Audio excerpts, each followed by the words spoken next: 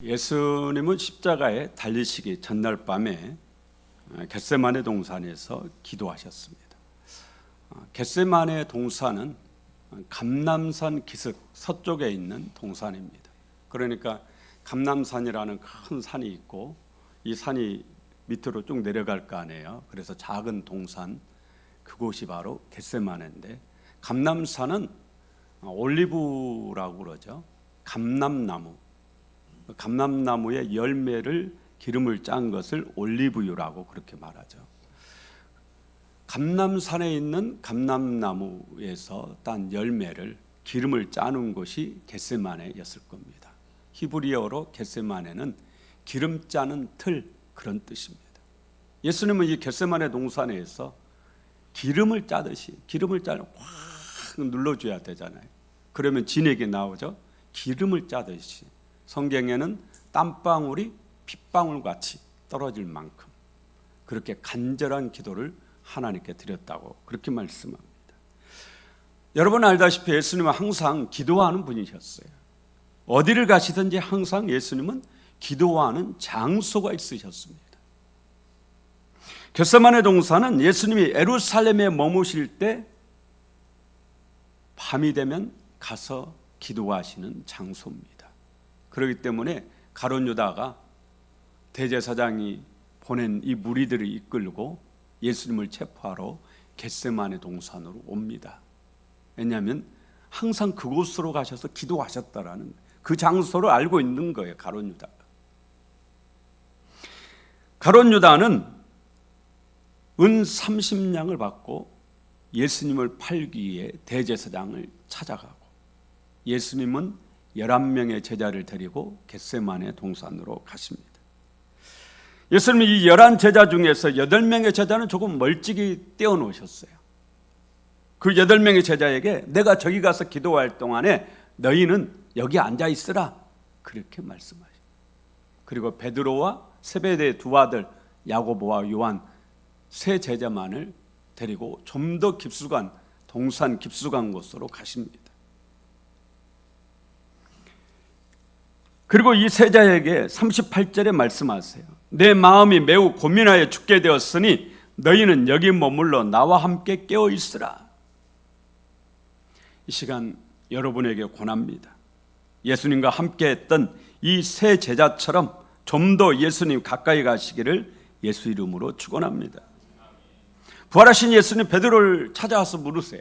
요한의 아들 시몬아, 네가 이 사람들보다 나를 더 사랑하느냐? 예수는 베드로가 당신을 얼마나 사랑하는 줄 잘 알고 계셨어요. 그래서 베드로에게 물으신 겁니다. 베드로야, 여기 있는 이 6명의 제자보다 네가 나를 더 사랑하느냐? 그 자리에게는 7명 있었거든요. 근데 베드로에게 주님이 물으시는 거예요. 여기 있는 6명의 다른 제자들보다, 여기 있는 요한보다 네가 나를 더 사랑하느냐? 그렇게 물으셨어요. 베드로가 예수님의 수제자인 까닭은 예수님이 베드로에게 네가 수제자야 이렇게 말씀 적 한 번도 없어요. 그런데 우리 모두가 다 베드로가 수제자라고 그렇게 생각해요. 왜 그렇습니까? 12제자 중에 누가 가장 예수님을 사랑했어요? 베드로가 가장 사랑했기 때문이에요. 우리가 다른 건 다 다른 사람에게 양보해도 좋습니다. 하지만 예수님을 사랑하는 마음만은 여러분이 최고이기를 바랍니다. 항상 저는 그 마음 가지고 있어요. 다른 것은 다 양보해도 좋다. 그러나 예수님을 사랑하는 것만은 내가 최고이고 싶다. 예수님은 베드로와 야고보, 요한에게 나와 함께 깨어 있으라 그렇게 말씀하셨어요. 여러분 일평생 예수님과 함께 깨어 있는 그런 믿음의 사람, 기도의 사람 되시기를 바랍니다. 예수님은 세 제자에게서 약 10m쯤 떨어진 곳에 자리를 잡으시고 하나님 아버지께 기도합니다. 예수님이 하신 기도는 어떤 기도입니까? 39절 함께 읽어보겠어요. 39절 조금 나아가사 얼굴을 땅에 대시고 엎드려 기도하여 이르시되 내 아버지여 만일 할만하시거든 이 잔을 내게서 지나가게 하옵소서. 그러나 나의 원대로 마시옵고 아버지의 원대로 하옵소서 하시고, 예수님의 기도는 하나님 아버지의 뜻을 묻는 그런 기도이셨어요. 하나님 아버지의 뜻을 알려달라는 거예요. 정말 십자가를 지는 이것이 하나님 아버지의 뜻이냐라는 거예요. 할 수만 있으면, 할 수만 있으면 이 잔, 십자가를 지는 이 고난의 잔을 옮겨달라는 거예요. 정말 제가 이 십자가를 져야 됩니까? 이걸 물는 거예요, 하나님께. 하나님 아버지 뜻이면 따르겠다라는 겁니다. 저도 하나님께 항상 기도하는 것이 아버지의 뜻을 알려달라는 기도가 많습니다. 하나님 아버지의 뜻이 뭡니까? 이걸 묻는 거예요.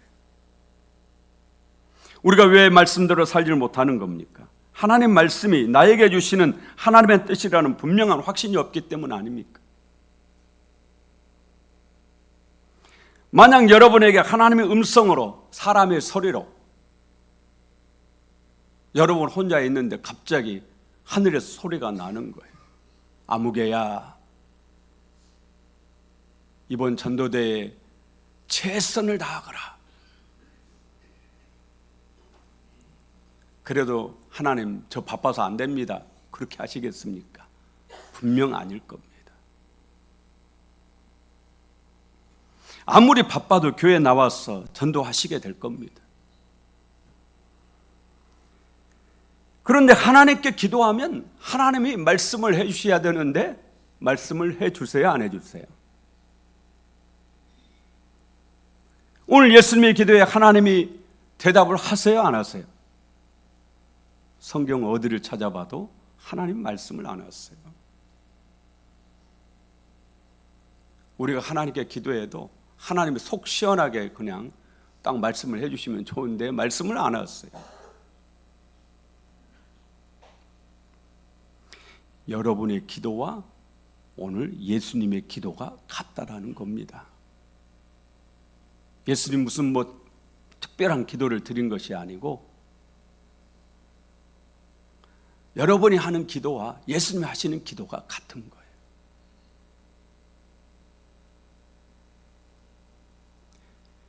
내 아버지여, 만일 할만하시거든 이 잔을 내게서 지나가게 하옵소서. 그러나 나의 원대로 마시옵고 아버지의 원대로 되기를 원하나이다. 어떻게 해달라는 거예요? 할 수만 있으면 이 십자가의 고난, 이 잔 안 마시고 싶다, 이 고난 안 받고 싶다라는 거예요. 이 십자가를 안 지게 해달라는 거예요. 그런데 하나님이 이렇다 저렇다 아무 말씀도 안 하시는 거예요. 아니야, 힘들지만 이 십자가는 네가 져야 돼. 이래 주시면 오죽 좋겠어요. 그런데 아무 말씀도 없으세요. 여러분이 기도하셔도 하나님이 아무 말씀도 없으시죠? 예수님도 그러셨어요. 이럴 때 예수님은 어떻게 하세요? 또 기도하세요.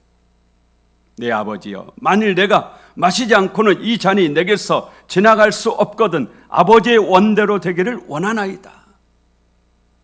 저도 하나님께 기도하면 하나님이 아무 말씀도 안 하십니다. 그럴 때 기도하면서 제 스스로 하나님 뜻이 뭘까? 그렇게 생각을 합니다. 하나님이 원하시는 게 뭘까? 하나님 뜻이 뭘까? 그래서 기도의 시간이 길어져요. 오늘 예수님도 기도의 시간이 상당히 깁니다. 예수님이 제자들에게 그러죠. 너희가 1시간 동안도 나와 함께 깨어 있을 수 없더냐? 적어도 1시간은 훨씬 넘는 기도를 하셨어요. 하나님 뜻을 계속 묻는 겁니다. 그 시간 동안에 하나님 뜻이 뭘까? 예수님도 그러셨던 것 같아요. 아무래도 십자가를 져야 할 것만 같거든요. 그래서 두 번째 기도에서는 내 아버지여, 만일 내가 마시지 않고는 이 잔이 내게서 지나갈 수 없거든 아버지의 원대로 되기를 원하나이다.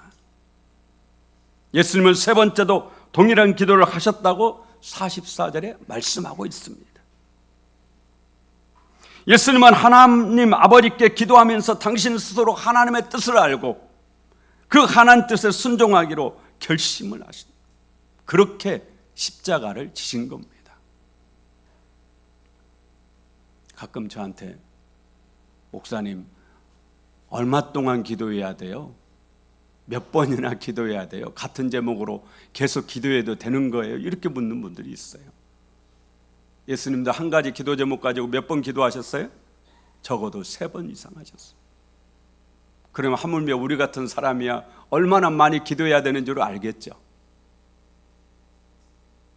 같은 제목 가지고 계속 하나님 아버지께 기도하는 것이 잘못이 아니라는 것을 겟세마네 동산의 기도에서, 이 예수님의 기도에서 우리가 배울 수가 있습니다. 다음으로 예수님의 겟세마네 동산의 기도는 시험에 들지 않기 위해 하시는 기도이셨어요. 예수님은 기도하고 있는데, 기도해야 되는데 자고 있는 제자들에게 41절에 뭐라고 말씀하세요? 시험에 들지 않게 깨어 기도하라. 마음에는 원이로되 육신이 약하도다. 예수님은 제자들에게 시험이 없다 말씀하지 않으셨어요. 시험에 들지 않게 깨어 기도하라. 여러분, 예수 믿어도 시험이 있습니다. 예수 믿는다고 어려움 없는 거 아니고 시험 없는 거 아닙니다. 예수 믿어도 시험이 있어요. 시험은 크게 2가지라고 그랬죠. 하나는 하나님이 하시는 시험인 테스트, 우리의 믿음을 키우기 위해서, 우리를 성장시키기 위해서 하나님께서 하시는 테스트가 있어요. 마귀가 하는 템프테이션, 유혹이라고도 번역할 수 있죠. 마귀의 시험, 우리를 넘어지게 하고 우리를 파멸시키고 멸망시키려고 하는 시험이에요. 여기서 예수님 말씀하시는 시험, 시험에 들지 않게 깨어있으라, 이 시험은 마귀가 하는 템프테이션이에요. 주기도문에서 우리를 시험에 들게 하지 마옵시고, 예수님이 그렇게 기도하라고 그러죠. 매일 그렇게 기도하라고 그래요. 기도할 때마다 어떻게 기도해야 됩니까? 그러니까 기도를 가르쳐 주시는데 시험에 들게 하지 마옵시고라고 기도하라라는 거예요. 여기서 시험도 마귀의 시험이에요. 하나님의 시험인 테스트도, 마귀의 시험도, 그 어떤 시험이든 간에 시험은 이겨내야 되는 것이지 시험에 지면 복을 못 받습니다. 하나님 자녀인 여러분도 마귀가 시험합니다. 그러므로 우리는 시험에 빠지지 않게 해달라고 하나님 아버지께 기도해야 돼요. 여러분 알다시피 이후에 베드로는 예수님을 3번이나 모른다고 부인합니다. 시험에 빠진 거죠. 시험에 든 거예요. 그 일로 베드로는 스스로 엄청 낙심해요. 부활하신 예수님을 만났는데도 그 예수님을 개인적으로 만날 그런 용기가 없어요. 너무너무 부끄러웠어. 예수님 면전에서 예수님을 모른다고 저주하면서 3번이나 부인했는데 아무 거리낌 없이 예수님을, 부활하신 예수님을 만난다면 오히려 그게 더 이상하죠. 베드로는 부끄러워서 예수님을 만날 용기가 없었습니다. 왜 베드로가 시험에 빠진 겁니까? 기도하지 않았기 때문에. 겟세마네 동산에서 기도해야 될 때 기도하지 않았기 때문에 시험에 빠진 거죠. 사랑하는 여러분, 시험에 빠지지 마십시오. 여러분이 시험에 빠지면 예수님은 마음 아파하시고 마귀는 웃는 거예요. 마귀가 기뻐하는 거예요. 마귀가 웃게 하지 마십시오. 시험에 빠지지 않으려면 기도밖에 없어요. 기도는 어떤 시험도 이기게 하는 겁니다. 그래서 예수님이 시험에 들지 않게 깨어 기도하라 그렇게 말씀하신 거예요. 마음에는 원이로되 육신이 약하도다. 육신을 이기고 기도의 자리로 나아가시길 바랍니다. 육신이 약하기 때문에 더 기도해야 되는 거예요. 체포되신 예수님도 마귀에게 시험을 받습니다. 본디오 빌라도가 예수님을 구슬려요. 내가 너를 풀어줄 고난이 있는 줄 네가 모르느냐? 나에게 잘만 보이면 내가 너를 풀어줄 수 있다. 그렇게 말씀.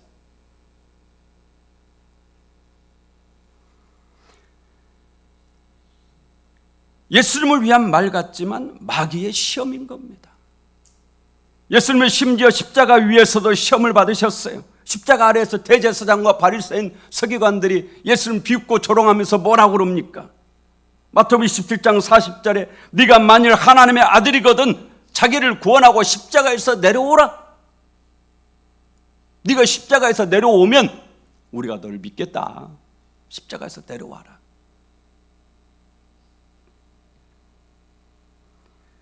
예수님은 이런 시험을 이기고 십자가에서 승리하신 겁니다. 예수님이 이 시험을 이길 수 있었던 것은 어디에서 승리했기 때문이에요? 겟세마네 동산의 기도에서 승리하셨기 때문입니다. 베드로가 실패한 것은 겟세마네 동산의 기도에서 실패했기 때문입니다. 우리도 기도해야 마귀를 이길 수가 있습니다. 저는 가룟 유다가 단 한 번만이라도 정말 진실된 마음으로 하나님 아버지께 기도했더라면 예수님은 배반하지 않았을 거다, 그렇게 생각합니다. 그러나 성경 어디에도 가룟 유다의 기도하는 모습은 나오지 않습니다. 예수님은 여러분에게 말씀하세요. 시험에 들지 않게 깨어 기도하라.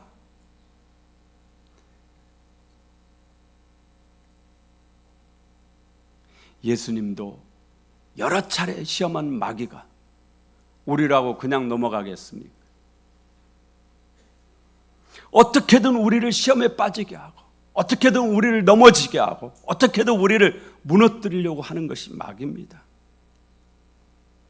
시험에 들려면 정말 아무것도 아닌데 사소한 일에도 시험에 빠지더라고요. 예전에 개그 콘서트에 스리랑카에서 온 노동자 블랑카 얘기가 한때 유행했습니다. 어느 날 과장님이 이 블랑카하고 식당에서 점심 식사를 한 후에 계산대에 놓인 눈깔 사탕을 주면서 그러는 거예요. 블랑카, 눈깔 사탕 하나 먹을래?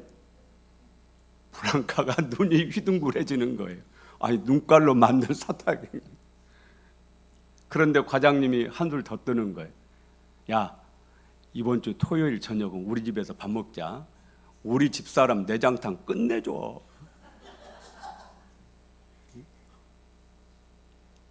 아직 한국말을 잘 모르는 블랑카가 과장님 사모님의 내장으로 만든 내장탕이라고 하니까 이게 시험에 들려고 하면 사실 별거 아닌데도 시험에 들어요. 많은 시험이 또 오해에서 비롯됩니다. 가룟 유다가 왜 시험에 빠졌어요? 가룟 유다는 예수님을 오해했습니다. 예수님이 진짜 이스라엘 왕이 될 줄 알았어요. 그래서 따랐습니다. 그런데 시간이 가면 갈수록 그게 아니라는 것을 알게 된 겁니다. 예수님이 힘이 있을 줄 알았어요. 세상적인 힘, 권력, 정치, 경제적인 것, 이걸 주님이 붙잡고 이걸 주실 줄 알았어요. 그런데 보니까 주님은 힘이 없는 거예요. 십자가를 지신다라는 거예요. 결국 가룟 유다는 예수님을 따른 것을 후회하면서 예수님을 배반하게 됩니다. 정말 가룟 유다가 단 한 번만이라도 진지하게 하나님께 기도했더라면 진짜 배반하지 않았을 거예요. 너무너무 안타까워요. 시험에 들지 않게 해달라고 하나님께 항상 기도하시길 바랍니다.